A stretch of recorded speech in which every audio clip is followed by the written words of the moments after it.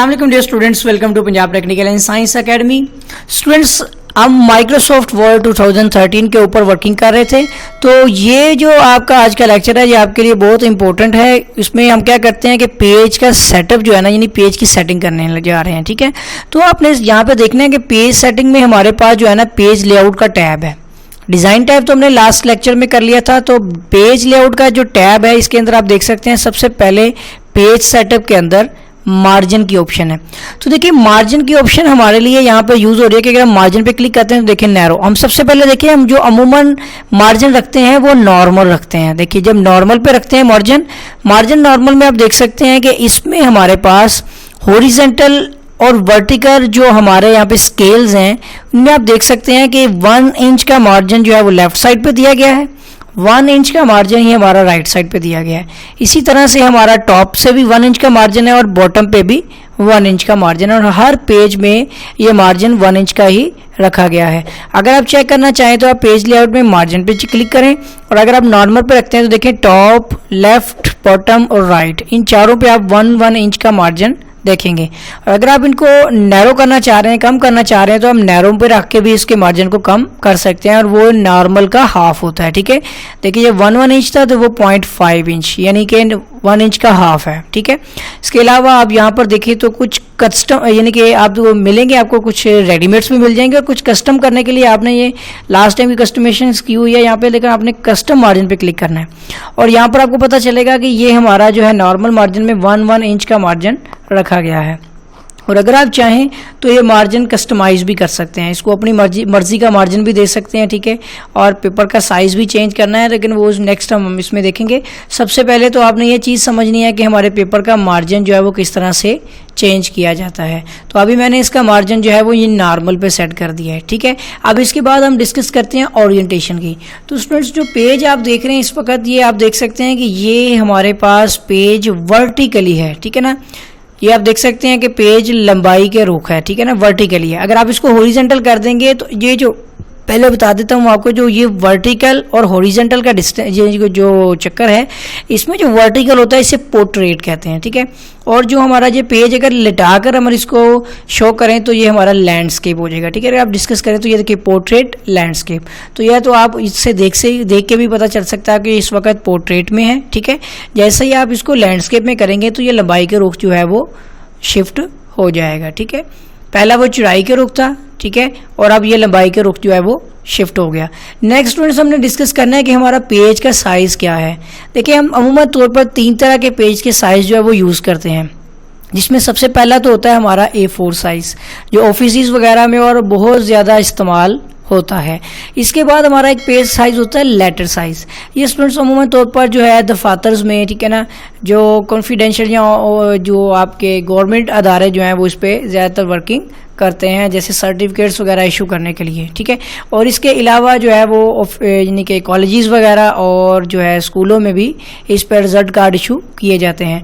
इसके बाद हमारे पास एक साइज़ आता है लीगल साइज़। ठीक है, ये दो है, इन दोनों से पेज जो है वो साइज़ में बड़ा होता है। इनके साइज़ के मुतालिक और इनके पेज के मुतालिक जो अभी डिस्कस करते हैं, तो देखिए साइज़ में हमारे पास letter, legal, A4 size, executive है और कस्टम भी है हमारे पास कुछ साइज़ हैं इसमें, A5, A6, B5, ये सारे पेजेस के साइज़ हैं। ठीक है ना, इन्वेलप साइज़ भी है इसमें, DL, B5, ठीक है, और इन्वेलप 10। ठीक है, हो गया। तो अब यहाँ पर हम डिस्कस कर रहे थे कि हमारा ये पेपर साइज़ हमने A4 पे रखा है और आपने भी A4 पर ही रखना है और A4 पर हमने रख लिया तो ये पेपर साइज़ आ गया। पेपर का साइज़ क्या है वो यहाँ पे बता रहा है 8.27 इंच जो है ये, यानी विड्थ है पेपर की। ठीक है, और जबकि पेपर की जो लेंथ है यानी कि जो हाइट है उसकी लंबाई जो है वो 11.69 इंच है। ठीक है, तो ये था हमारा पेज साइज़, पेपर साइज़ हो गया। इसके बाद हमने बात करनी है कॉलम्स के हवाले से। तो स्टूडेंट्स यहाँ पर अगर हम एक ब्लैंक डॉक्यूमेंट्स यानी कि एक ब्लैंक जो पेज लेते हैं सबसे पहले, तो यहाँ पर क्लिक करके, ठीक है, यहाँ पे आगे ले आते हैं इसको, तो ये तो ऊपर जाएगा नहीं, इसको हम उठाकर ऊपर भेज देते हैं। तो देखिए हमारा ये लाइन नीचे आ गई। अब हम एक नए पेज पे आ गए हैं। ठीक है, और यहाँ पर आकर आपने कॉलम्स पे सेट करना है तो 2 कॉलम्स रख लें। ठीक है, 1 कॉलम हो तो 1, 2 कॉलम हो तो 2।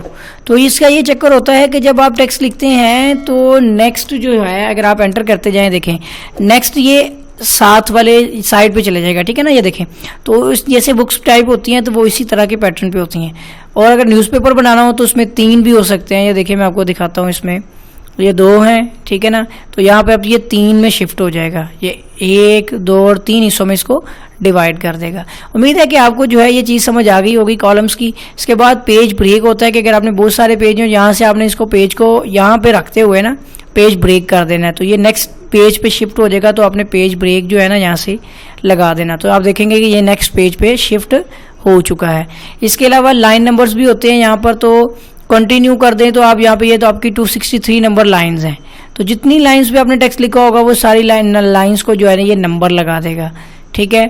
रीस्टार्ट ईच पेज करेंगे तो हर पेज पे जितने नंबर्स होंगे वो लगाता जाएगा कितनी कितनी लाइंस लगाई गई हैं। और आप इसको मज़ीद देख भी सकते हैं, सेक्शंस भी हो सकते हैं, और नॉन कर देते हैं हम। इसके अलावा हमारे पास यहाँ पे हाइपरटेंशन इसमें चेंज करने की ऑप्शन है, ठीक है ना, ऑटोमेटिक, वो आप इसको इस्तेमाल इसका छोड़ दें, ठीक है। और ये जो इंडेंट होते हैं ये जो यहाँ पर हमारे मूव करते हैं, ठीक है। तो ये देखें यहाँ पे ये हम उसको जब अगर कोई चेंज करते हैं यहाँ पर कोई टेक्स्ट के यहाँ पे रख के देखते हैं, चलें। तो जैसे ही देखें मैं बढ़ाता जाऊँगा तो ये इंडेंट होता है, ये आगे की तरफ मूव करता है। लेफ़्ट और राइट 2 तरह के होते हैं, ठीक है।